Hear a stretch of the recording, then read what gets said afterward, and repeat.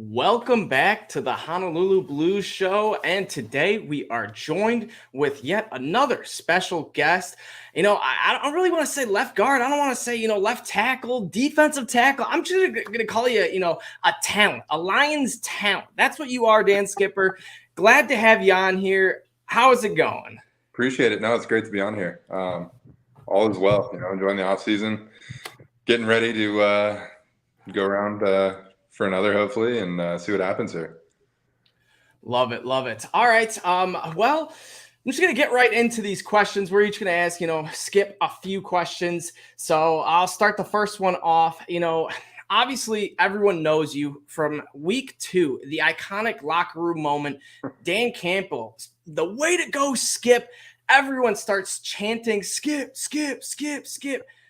As a kid who's played high school football, little league, all the stuff, not college, but being in a locker room after you win a game, the atmosphere is awesome. So tell me what it was like to have a Lions and NFL locker room chanting your name after you just received the game ball, playing one of your best games of your career. What was your adrenaline rush going? It was honestly, it was just surreal.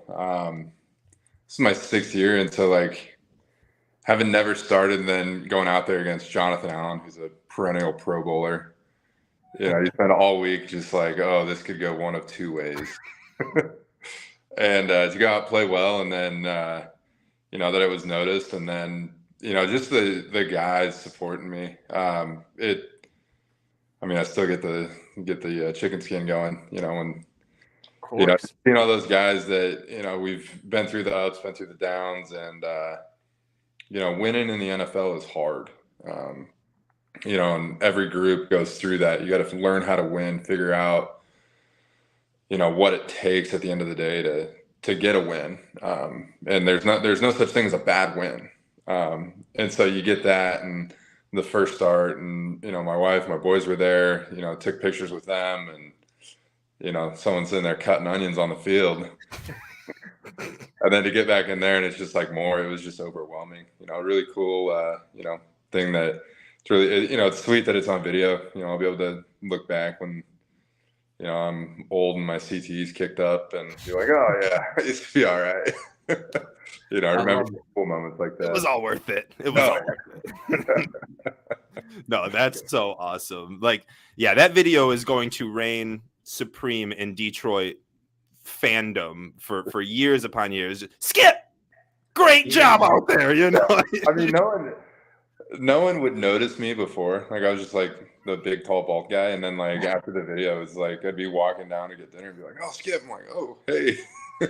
That's kind of weird, but that is great. So, I gotta ask, I'm sure you still have the game ball, and if so, is it at mom's house, your house? Where's it at? So he never actually gave me a ball. What? A shout out. Yeah. So it was you get a bonus though, right? You get the bonus. Game ball bonus, right? Yeah, I wish. Oh no. No, I just got a cool video out of it. So. And all right, I'm gonna follow up. I know Good Morning Football, they do a game ball each week. Did they send you a game ball, or is that just a figurative, imaginary type award? No, it's all figurative. Everything's yeah. No, the only thing I got was good video, some cool pictures, and that's fine. I'm we'll send you a little trophy. It's like world's best grandpa. You know what I mean? Yeah, exactly. Love that. That'll be there. So I wanted to reach in about. It's kind of something you already said. You talked about Jonathan Allen going up against him game one.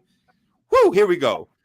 I wanted to follow that up with, was he the toughest opponent, or if not, who was the toughest person you had to go face-to-face, mano-a-mano with, and you had to hold your own against? Oh, it seemed like every time I was playing, it was someone who was legit. I would say the duo in New York, those two, Leonard Williams and I think it was Sheldon Rankin, or I don't know. If it's not Detroit Lions, I don't know. No, those two in New York, just very different players, but having both of them, you couldn't just lock in on one of them.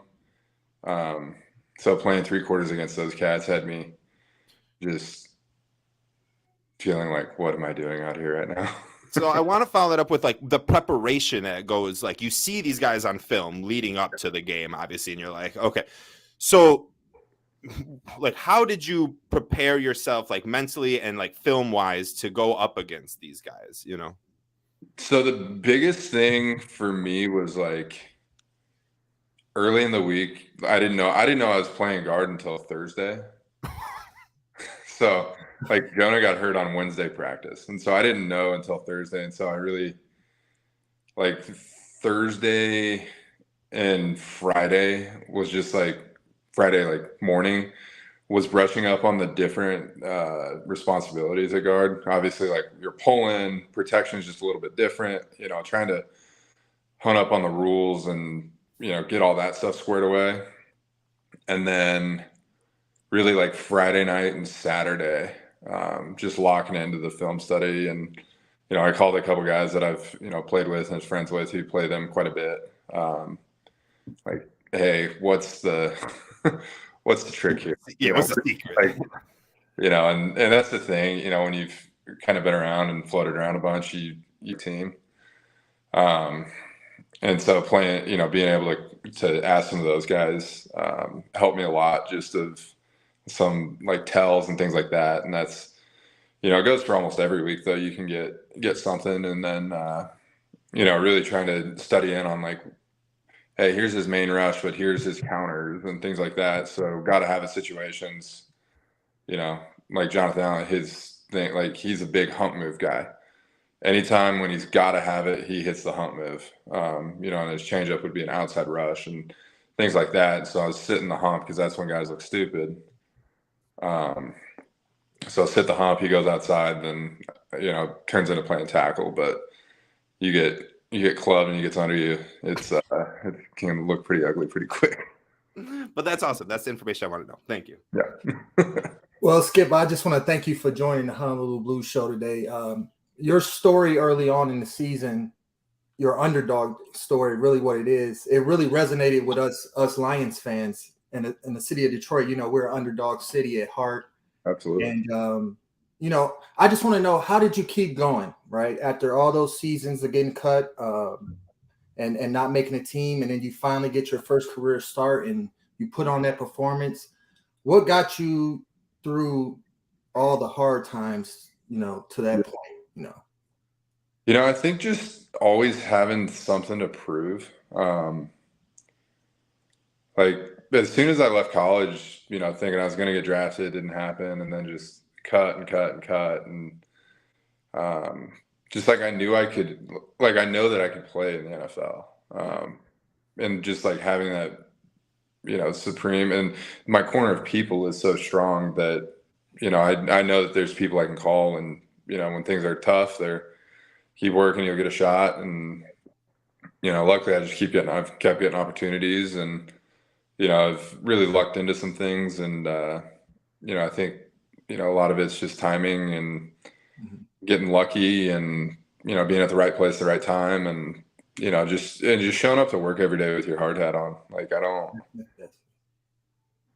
you know, I'm not really a flashy guy. I'm not gonna out athlete anyone. I'm not gonna, you know, throw up anything crazy in the weight room. Like I'm just gonna be a guy, and you know, try to bring what I can. And then, you know, the older I get, you know, try to help bring along some of the young guys. And I think that has helped me kind of stay in the league, is, you know, knowing what I can do, what I can't, knowing my limitations, you know, and just trying to play to the strengths. And, you know, the same guy, like not being an issue in the locker room, and not, you know, getting yourself cut. Like that's the thing I tell these rookies when they first show up, is don't cut yourself. Like don't do anything stupid. Like especially the undrafted guys. Like I've got a soft spot for them. Right. Like I'll, you know, when they show up, you know, I kind of look out for them of like, hey, you need to tighten up a little bit, or you know, keep doing what you're doing, and you know, just really just trying to be at the right place at the right time and do what you're supposed to do. And good things tend to happen when, you know, you work hard, people like you, and you know, you're always doing what's best for the team, you know, and whether that's good for you or bad for you, at the end of the day, you just got to kind of do what you got to do. So most definitely. Well, you know, your story is inspiring, and you know, that's a lesson that anybody from any walks of life can learn, So we really appreciate that. Absolutely. Yeah, that's a motto for Detroit too. Put your hard hat on and go to work. You know what I mean? Like that's the grit that Coach Campbell talk about. It embodies it pretty much. Absolutely. And like the city of Detroit, since I've been there, got there 6 years ago. It's changed so much, and for the better. And the only way that happens is people just put their head down and go to work and doing the right things. And whether it's being the garbage collector or teachers or anything, like the city's making steps, and it's great to see. Obviously I don't live there full time, but just Cabinda posted something that Detroit public schools are, their graduation rates are increasing and everything else. And like, that's just kind of a testament to what the city's doing, and the resources that are being pumped in, and, bringing the infrastructure back and everything else. Like it's great to see that, the city's on an upward trajectory right now. Definitely. Thank you. So, Skip, you're known for your big, offensive game, and I feel like you've mostly played on the offensive side of the ball. But week 17, 2021, you played 9 snaps against the Vikings on defense. So, How did that come about? And, what was it like flipping on over to defense for a couple snaps? Yeah, that was wild. So we went in short a D tackle. We were a little banged up late in the year, trying to, get guys on the field. And then during the course of the game, we had, I think, 2 guys go down. And Patricia ran that bear defense with 3, interior D linemen, and they couldn't do it. And so they start looking around and they're like, Skip, yeah, you're not going to play on offense. Get over here. Like, so I'm going through, and the D-line coach was talking to the assistant O-line coach, like, hey, you need to line up here. And then they started talking about what defense calls offensive plays, and they're translating it all for me. I'm like, all right, so you want me to just go in there and hold the 3 technique, don't get blown off on a deuce? Like, yeah, okay, I can. And it's like, I always joke because I feel like I've taken more reps on defense in practice and walkthrough and everything else in my pro career than offense. I can get the hell out of a scout team D look, so it can't be that much different, right? And then going out there, and the run game was fine. I knew there's only so many calls that people can use, and after they said it the first one, I was like, okay, I know what you're doing here. And, Any thoughts on like pitching Dan Campbell, like, hey, a couple years ago, I played defense a bit. Let's try to run this baby back. Give me 10 snaps, see what I can do. Hey, 3 of those 9 were kneels, though. So hey, snap's a snap, man. Snap's a snap. Yeah, hey, and I got a tackle out of it. So that's anytime I'm getting crap in the line room, I'm like, hey, I've got a defensive tackle. I'm just gonna skip on out to the D-line room. I love it. And then one more thing, Dan. Being 6'10", I did a little research, and that's a big guy in the NFL. And I found out that you are tied for the 2nd tallest player in NFL history. So is this something you knew? Because only Richard Sy, a 7-footer, was taller than you. So yeah, I knew I was up there. I figured you had like to be. Anytime you're over like 6'5", 6'6", it all just kind of blends in. And like crossing paths with like Brian Mahalik, who was here a few years ago, he's 6'9.5", and so like you kind of get mixed in with those guys, and you're like, oh, we're all just kind of that NBA body type, as they call us. And so it's one of those, it's cool for the stats, but no, I don't think it really matters, more than anything. But speaking of NBA, my next question is basically, what do you do outside of football? We've been talking nothing but football. What do you do inside the hashes on the field? What's outside of football, Dan Skipper? Like, what's a hobby you like to do? Like, obviously we have kids, and that normally takes up most of every parent's lives, obviously. Yeah. But you still got to find some time to do a little hobby outside of your work. So, what is it that Dan Skipper likes to do? So we have twin boys. They're 18 months now, and so that is full-time chaos. We laugh. My wife's out of town, and she took one, and I've got one, and I'm like, man, this one kid's easy. Like, we're good here. So that is full-time chaos. And then we own a couple businesses, and so my wife started Outlet Marquee Letters about, let's see, 4 years ago now. And so we run that, and we started in Dallas, and we're at like 160 locations that we've licensed out. And it started as something, as a side gig, kind of a hobby for her. After my second year, things were looking pretty bleak on the football front. And we're like, all right, what's our exit plan so we're not just flat broke. We were living in our parents' house, and, kind of going through that. And then started this business, and it took off. A couple of guys that I'd played with were like, oh, this is really cool. We want to do this. And so it's blossomed into that. And now when I'm not parenting or playing football or lifting, I'm fixing stuff and doing that type of stuff. So, I like to do that. And then we've also got a photo studio here in Dallas as well. So we're busy all the time. That's awesome. And so, it's fun. I enjoy like building stuff, doing things, fixing stuff. And so I do a lot of that type of stuff, and, it's work, but at the same time, it's different. And so just that change up, I really enjoy like, like home stuff. I can do about anything. I don't love electrical, but other than that, Yeah, I mean, it's just kind of meditating though, like to do all that. Not electrical. That's not meditating at all. No, but electrical. After I got shocked for like the second time, I was like, all right, this is. Getting shocked doing electrical work is like one of the weirdest feelings too. It's just it knocked you out for like 2 days. You just get out of it. I'm like, this is wild. Yeah, and like, why is that not on? Like, why is this master bathroom receptacle not on the master bathroom breaker? Like, that doesn't make any sense. Who built this? Yeah. But no, I mean, I enjoy just, being your average dad. It's the best. Yeah. Dad life's awesome. And, going out and, enjoy cooking and building stuff and washing my car and just really normal things that you don't get to do for, 8 months out of the year that take full advantage of, and get to do that. And my wife puts me to work a lot of days, and, we just kind of make do. But, true vacation is all about, I really enjoy deep sea fishing. Oh, awesome. So have you gone out deep sea fishing with like Frank Ragnow or no, Frank likes lake fishing. Gone out fishing with him. Okay. Up there on the lakes there. Yeah, so you guys are both Arkansas boys. So any connection there? Yeah, so I hosted Frank at Arkansas. Oh, nice. Yeah, so we go way back. But Frank's awesome, and it's great seeing him do what he's done. He's one of the best centers, if not the best center in the league right now, and he's tough as nails, and it's awesome. So yeah, really excited for him.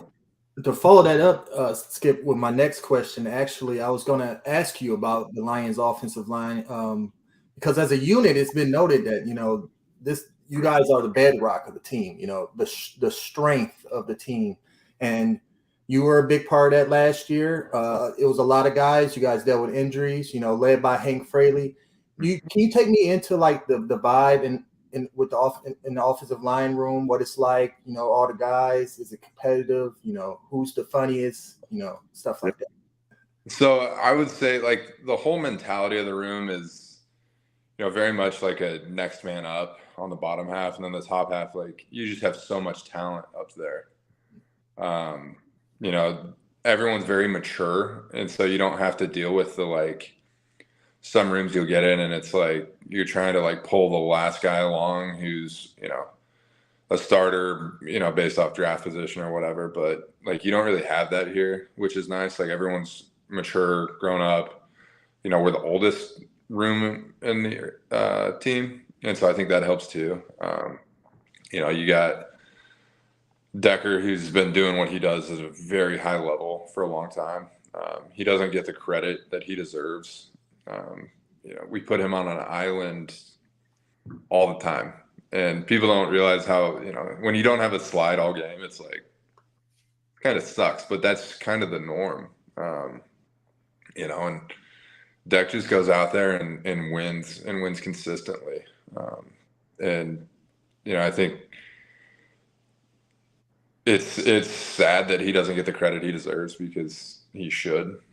He's that good of a player. And the media and everything else, but he's kind of the old head in the room and kind of does what he needs to do to get ready each week. And and Jonah just a gritty, like, he's just a dog. Like, he's super sweet feet and good dude, and trying to get invited. I guess he can whip it up in the kitchen pretty well. So he's always talking about what he's made, and he'll bring some like empanadas in, and we're like, yo. So Jonah's awesome though. He's a great guy. Obviously Frank, like, he's so smart that he sees things coming, and I think a lot of that really shapes kind of the load on Jared. Like, if Jared doesn't have to worry about protections except on the curveball here, like, that makes him play better. It makes everyone better. We're all on the same page. We all hear the communication week in and week out. Big V, one of the funniest human beings you'll ever see. You want to get on his good side, bring him a Dr. Pepper. Like, now we heard Big V he's a big drinker. Decker was the one. Decker said that out of all offensive linemen in a beer chug off, that he said Big V would take home the championship belt. Do you agree with that? Probably. Not yourself? Do what? Not yourself? Yourself? It'd be interesting. I don't know if we've had one, but it'd be pretty close. I'm out of practice. I used to be really good. But kids will do that. Kids will do that to you. Yeah. Now it's like I'm almost 30 and I'm like, ooh, I don't know. I have a scotch on the rock, please. Yeah. No, God, no. I can't drink scotch. Oh, no. I can't find my mouth for like a week. Oh. No, I'm a beer or Jameson. That's it. That's my kind of guy. But, well, we love James around here, the drink and the player. Yeah, exactly. Yep. Yeah. No, Big V's awesome. I mean, he's a funny dude, and he's one of those guys who give you the shirt off his back. Panay is ungodly athletic. And that just makes him tick. And he's got, like, what you see is what you get with him. Like, he's intense as hell, but off the field, just the nicest. He's funny, just a good dude. Talking about like the backup guys, Matt is Nelson, probably the longest tenured guy there. What's he in, 5 now? This will be 5, 4 or 5, somewhere in there. I don't know. He's been there a while, and like, he's just when you think of Iowa, that is Matt. Like, just Bush Light. Like, really smart, but not gonna like flex it on you. Just a very like normal dude. Athletic as hell too. Then Logan, he funny guy. He'd be interesting in that chug off too. He can get after it a little bit. Oh yeah, the boy. Yeah, no, he's funny, and just the love just giving each other shit back and forth. Like, he's a good dude. Evan, he's a funny cat. He always wants to let everyone know I'm from Southlake. I went to SMU. So we give him a hard time about that. Pinky up. Kind of. But he's funny, and he's one of those, like, he can step in anywhere interior wise and plays at a high level. So it'll be exciting to see where he ends up. I love hearing about all these players, but what about Hank? What about the guy who is the glue for all of these offensive linemen? How is Hank Fraley? Hank's great. He he gets, like, he gets it. I think he does a really good job of like managing guys on, like, so-and-so's banged up. Here's how we're going to kind of shift things around and getting guys ready to go that week. He manages the personalities in the room and can get everyone on track, but not, feel like the hammer's coming down. And he lets us kind of do our thing. Like if something's not working, he'll work with you through it. And, having the playing experience, he sees things through his head eyes too. And so there's very few problems that we get to Sunday and haven't seen or talked about at all. And I think that just, his experience of being there helps so much on that aspect, because it's every team's got a wrinkle, but, if you've seen it, it takes a lot of the sting off. And he just does a good job of putting us in good positions to run the ball and make plays, and he's a good leader in the fact that he knows when to press, when to back off, and, when to kind of just like, all right, guys, it sucks. I know it. Here's how it's going to be. But at the end of the day, like, he's putting us in a position to get better and manage load and do all those sorts of things on this long season. So, and we've seen the Lions make some, strategic play calls with their offensive linemen like Decker and Panay Sewell in the passing game. And I know you 6'10", so if you ever want to scoot the idea of being a red zone weapon to Ben Johnson, I would take that into account. And it's noted you hold the single season record for block field goals at Arkansas as a freshman. You can get on special teams and block a couple field goals too if you want to. Yeah, no, the red zone stuff. There were a couple plays in that guys caught that I was screaming. I was a second read on a couple times, like so things like that, But it'll, if it happens, great. If not, but yeah, at the end of the day, like it's hard to be like, hey Ben, why didn't you get the ball when you just scored? So Give me a touchdown.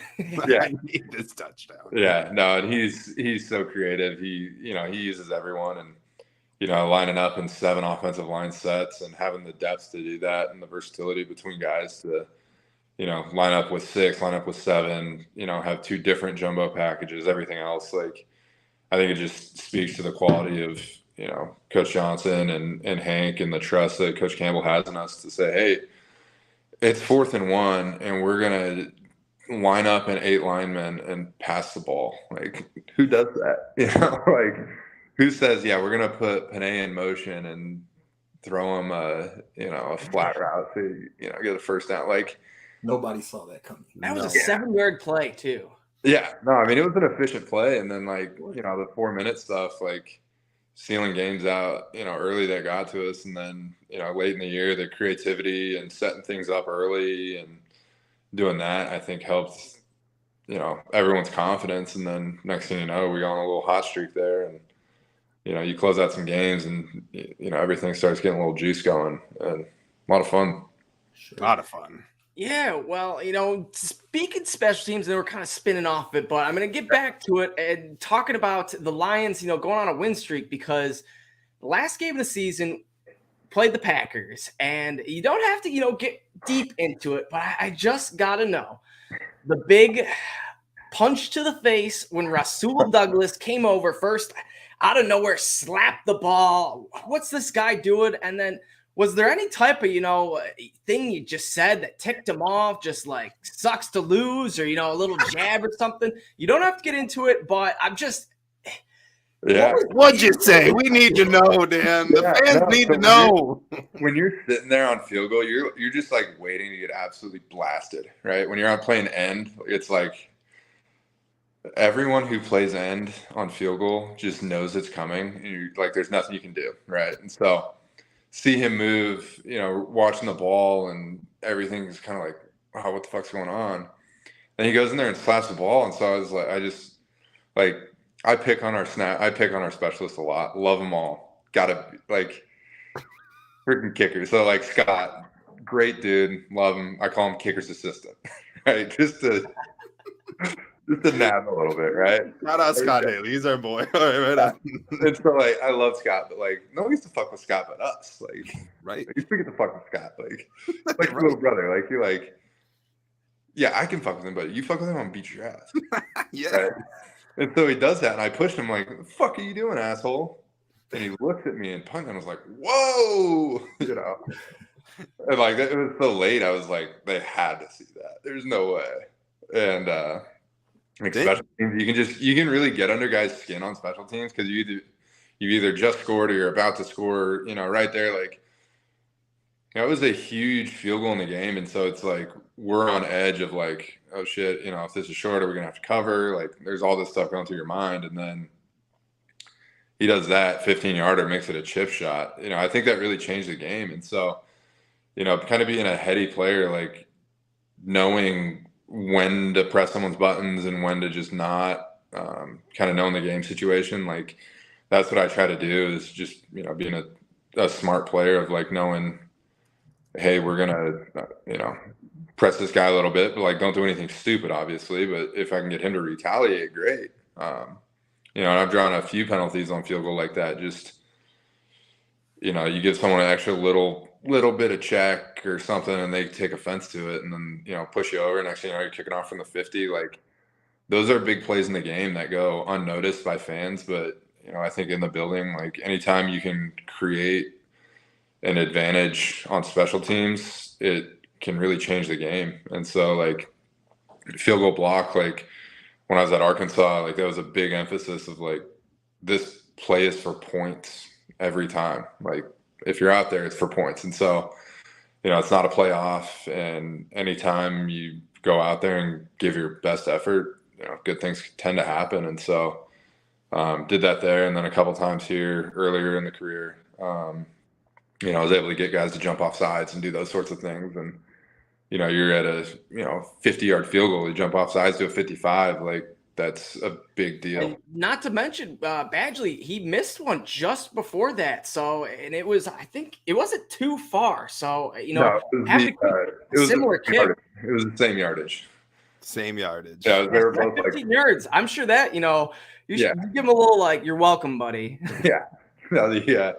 I think he missed from like 48, and that one was like 46. So it was like right, in there. It was right before half too. So yeah. So just a big play. And guys like tend to get overhyped in moments, and just trying to create any advantage. And if you can do that, that's a huge asset to just a little like you kind of like get a feel for the rules and how the refs are calling stuff to like, yeah, I can get away with a little bit, but like you can't ever punch a guy in the face. You can't ever take out a trainer.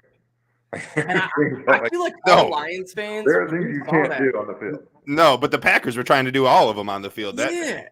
And it was one of those penalties where like Lions fans, we're used to getting screwed that way. So when it was like that happened, we knew it was like, yes, you have to throw this flag. There is no like, oh, we didn't see that. It was they're throwing it. Sucks, Packers.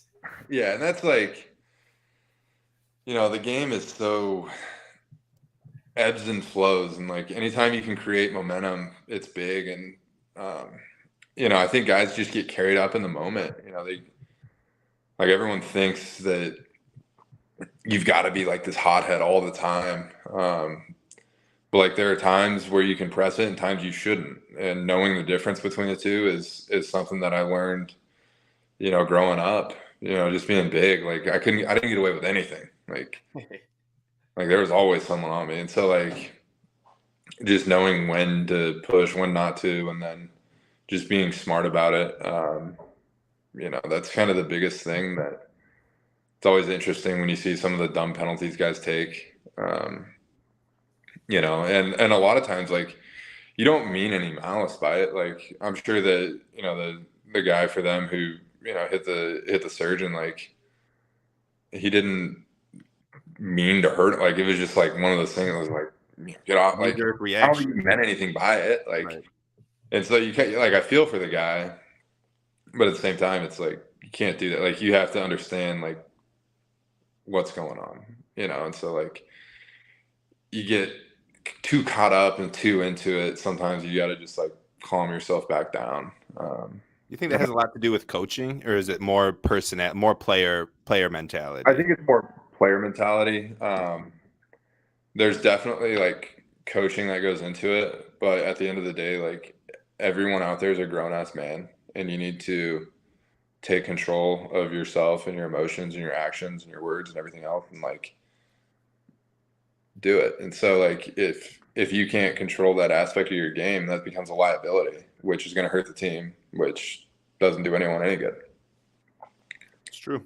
Man, we are keeping you here a lot longer than we anticipated, so we appreciate you, dude. We appreciate you. Is the NFL scripted? No, I'm just joking. All right, so my last I'm just joking. My last question. I have so many questions I want to ask, and I'm almost trying to audible my question. I'm not going to. Shoot him. I'm gonna stick with the game plan, and we're sticking with the game plan on this one. And I'm gonna kind of get you into a question. You're not a GM. You're not anyone that has anything to do with the business side of football or anything of the Detroit Lions, but there's a lot of talk, and there has been a lot of talk over the last 2 years, and it's kind of hushed a little bit now, but there's still rumblings out there that Jared Goff isn't the quarterback of the future. Jared Goff isn't the Detroit Lions quarterback that can bring us to what the fans are hoping for, and what all the players and coaches and everyone's hoping for, the promised land. I want you to defend Jared Goff, because I feel like we're defending him all the time still after the incredible season he had. But we're not in that locker room. We are just watching and saying we like what we see. From someone who works with Jared Goff every day for 8 months plus, why is he the quarterback for the Detroit Lions? Man, that's you kind of put it. I mean, it's so easy to think like, man, this kid coming out's good and yada yada yada. But like, I've played with a lot of quarterbacks. Jared can make every throw on the field. He's smart as hell. He takes care of the ball. He knows what's going on. Like, those are things that like people don't understand. Isn't just like easy. Like, it's not easy to read the coverage and see a trap corner coming down and not throwing that route. Like Jared does a really good job of not losing games. And then he can hit a deep ball. He can make plays with his feet. Granted, he's slow. We get that. But Couple, here and there where he's just out of the blue. There he goes. Yeah, but like there he goes, and he busts a 15-yard run, and like, it's so easy to get like. I hate that you're gonna get me on a spiel here. I hate the draft, right? I think. Long story, but everyone wants to say like, oh man, this 21-year-old kid who is coming out of X, Y, and Z, like he's the God's greatest gift of football, and he's going to change everything.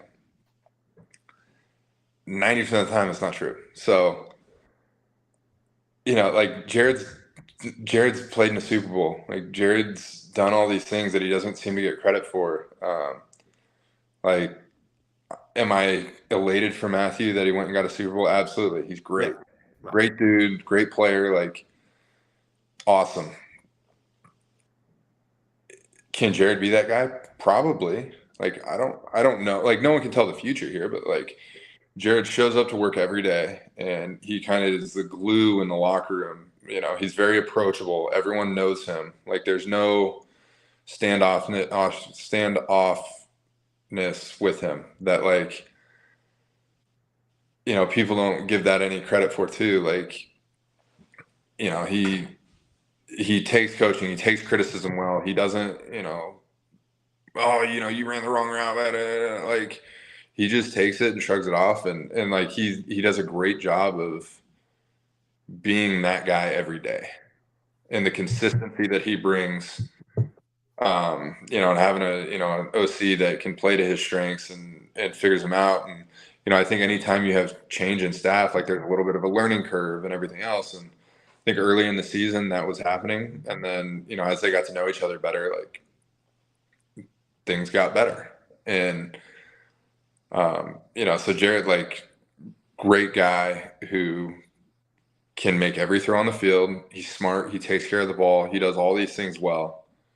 But everyone always thinks like, oh, this college kid's going to be the next, whoever. Well, maybe he is, maybe he isn't. But at the end of the day, like, if that kid is, then he'll be that guy. Like, it's so hard to sit here and say like, oh, this kid who is going to be the next Dak Prescott. Like, Dak Prescott was a 4th-round pick.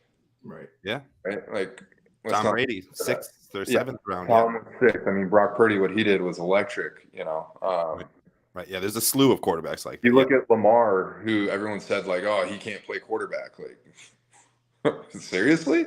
And the guys drafted in front of him, Baker Mayfield, Josh Rosen, Sam Darnold, not to bash anyone by any means, but just absolutely. And I don't think there's a harder job than playing quarterback in the NFL. Like just the mental gymnastics that go on every day with those guys is unbelievable. Right? They're in the public eye they can't go out to dinner.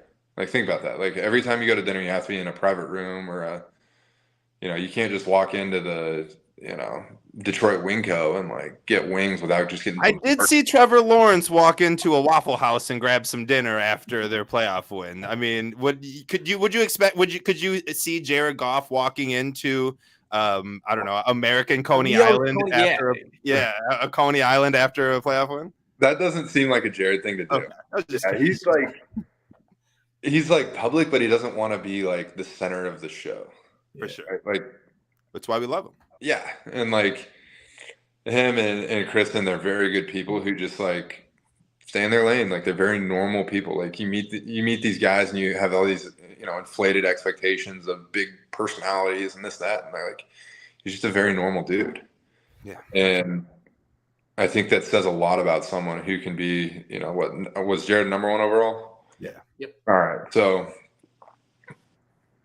he goes from that to, gets traded, everyone sees it as demotion. Next thing you know, we're winning games together. He's leading the league in turnover margin from week 10 on. His QBR was through the roof, a lot of weeks, and some weeks they weren't, but we also knew going in, hey, this is a check down type team. People don't understand that watching the game that hey, an efficient play here is 5 yards. We got 8. That's a big deal. Everyone wants to go see the long ball where you just throw it up and see what happens. Well, that works great, but sometimes most of the time it doesn't, Yeah. You got to lead to that. You got to build. It's a chess game. You got to literally build to that deep ball. And as the year went on, things, we started hitting more deep balls. We started, taking shots. And I think that just goes to show Jared's great. Jared's a great player. He's that guy. And, you got, a few of the, top end, electric guys. You got obviously Pat and who else? The Josh Allen and some of those guys that big media, these are the future, and maybe they are, but there's a lot of help around them too, and we're getting there. But at the end of the day, Jared's our guy. And I think you ask the guys in the locker room, I don't think that to a man it would be any different. You look back at Coach Brew had an interview that someone had asked him about the draft, and he went bonkers on him. And guys heard that. And I don't think anyone in the locker room was surprised by that, by Brew's response. Sure, there's guys, but at the end of the day, Jared's our guy, and if management wants to bring someone else in, then that's their decision. But at the end of the day, oh no, phone died. Oh, we're alive. I thought the phone died. No, but at the end of the day, they're gonna do what they're gonna do. There's a business side of this too. But right now, Jared's our guy, and there's no waver in that until someone says differently. Hell yeah, that's our quarterback. That's awesome. Yeah. Exactly. Real quick before you get to your question, Dan, you mentioned that Jared Goff played in a Super Bowl, but ironically, you were on the opposite side with the Patriots. Yeah, won that Super Bowl. So has there been any type of camaraderie jokes about hey man, I'm sorry we did that to you? Yeah, I chirp him a fair amount for it, and he's, you watch the film on that game, and he's pissed about throws and this and that and the other, and awesome. I was standing in my little corner of the, sideline box on the practice squad, but I still got a ring out of it. Where is that ring? It is in my closet. You're not wearing. You don't wear it every day. No, it's too big. It's too gaudy. That's what I hear a lot. Yeah. It's I honestly don't know that I've ever worn it out. Get it on the necklace scene wearing. Yeah, we got to get you one with a shiny leaping lion on it. Yeah, we do need to get one. Next ring, that one you're gonna wear forever. Next ring you're gonna be wearing is the Detroit Lions Super Bowl ring. That'd be awesome. But the cap this off, Dan. I just want to ask you. We've asked all the other Lions, Jason, Kabinda, Taylor Decker, the same question in the show. Knowing where the team has been this past season, you were a part of it. What do you think is the Lions' ceiling and going into next season in 2023? What do you think is the height? Yeah, that I mean, they can reach? hype's interesting, right? So you can believe it. I'm going to go back to a Matty P-ism here, which is really a Coach Belichickism, but don't believe or fuel the hype, right? That's like one of their core values there. Every year is different. Every team is different. Like, you can't sit here and say a ceiling or a floor or anything else. Like, you got to show up in OTAs and bond, and then you got to get to training camp and get better. And then every week you've got to prove it and prove it and prove it. And so it's hard to sit here and say like, oh, we're this, that, or the other. Like, internally we'll have goals and things like that will get, discussed. But like, to sit here and say like, oh, we're going to win the Super Bowl next year. Like, that's not fair to anyone. It's not fair to set that expectation. And it's not fair for that. Like, there are other options to have a successful season. Like, is that the end goal? Absolutely. I think everyone playing, that's everyone's goal. Like, let's go win a Super Bowl. But, going from 3 and whatever to, this year, what did we finish? 8 and 9, like 9 and 8. 9 and 8. There we go. Yeah. Sorry. All right. That's what we're here for. Going 9 and 8 to, let's improve upon that. Let's get better. Let's put ourselves in the playoffs. Let's win some games. Let's, host some games. Let's do some things like that. I think that's everyone's goal. Whether the team has the potential to do that, hopefully.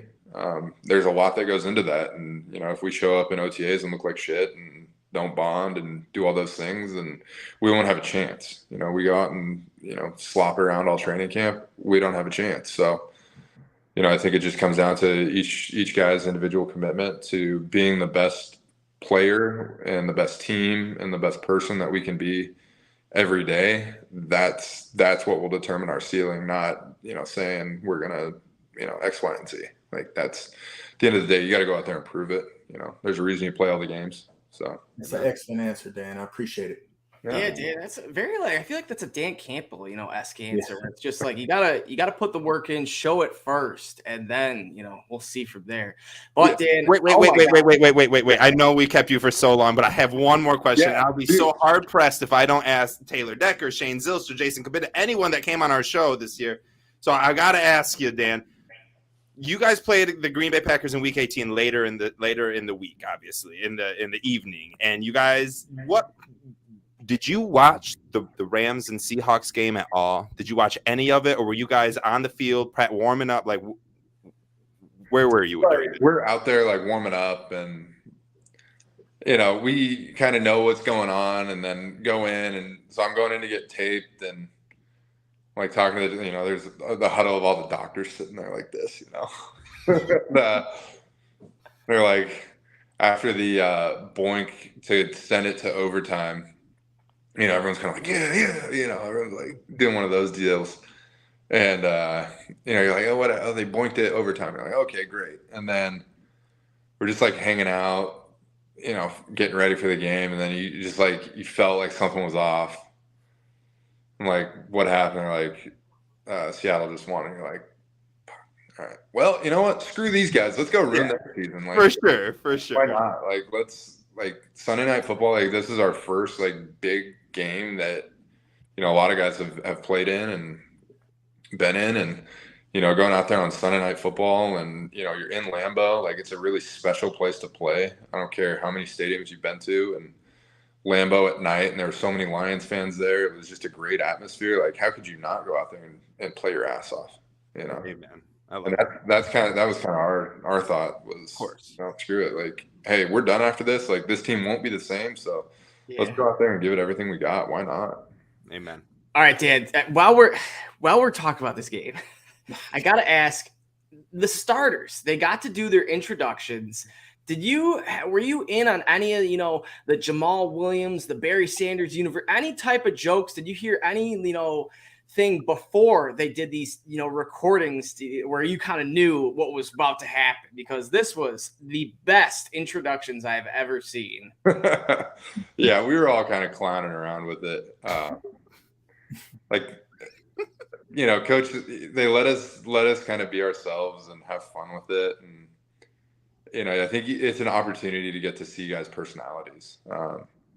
And so I'm not surprised by any of the things that were said. Like, obviously Jamal went viral, but like, that's just who he is. Like, nothing weird or wild about anything that I heard. Like, it's like, all right, that's like Jerry Jacobs. Like, that's how Harvard. Jerry's a clown. Like, love the guy, but dude's a clown. Like, great. Clowns are great. You know what I mean? Like, absolutely. Fun guys bring fun time. Like, you need that. Like, you're in there for 6 months with the same crew. Like, you got to have someone who's funny. So why not show it? And I think it was a great opportunity for guys to go out there and show their personality a little bit and just have some fun with it. Because we're playing a kid's game for a king's ransom. Like, come on, have some fun. That's awesome. Absolutely. All right. I think we got to wrap it up, man. It's been 15 minutes, basically a double episode. We appreciate that so much. This is one of the most awesomest, most fun episodes we've ever had. We appreciate all the stories, the comments, the insight on all the lines. And it's just been an absolute blast having you on, Dan. Appreciate it. No, thanks for having me. It's been fun. So yeah. Awesome. Thanks, Thank you so much. Yeah. Good luck with the 18 months to a month. Good luck. Yeah. No, we're going to need it. Fingers crossed, man. So once again, thank you for coming on and always welcome back. Always have a home here. Yeah. All right.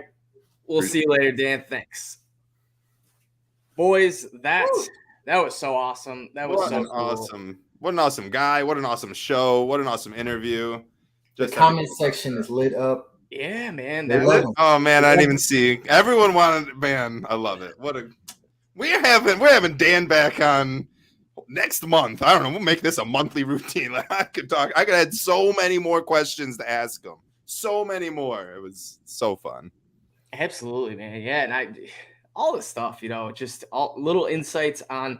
And while I was, diving into Dan Skipper, I realized, this guy has a lot to him. There's, a lot of little interesting stories and things that he was, important to for the Lions team. So it was cool hearing about, the locker room, especially, oh my gosh, I was so thankful that he told us what happened in that Packers game. That was awesome.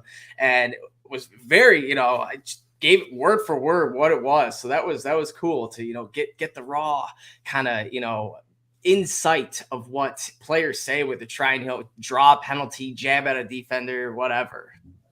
Yeah, he's amazing. Great show. I'm gonna get in a Dan Skipper jersey. Yeah. That's exactly right. Yeah, I think big number 70. I think that's what's coming next.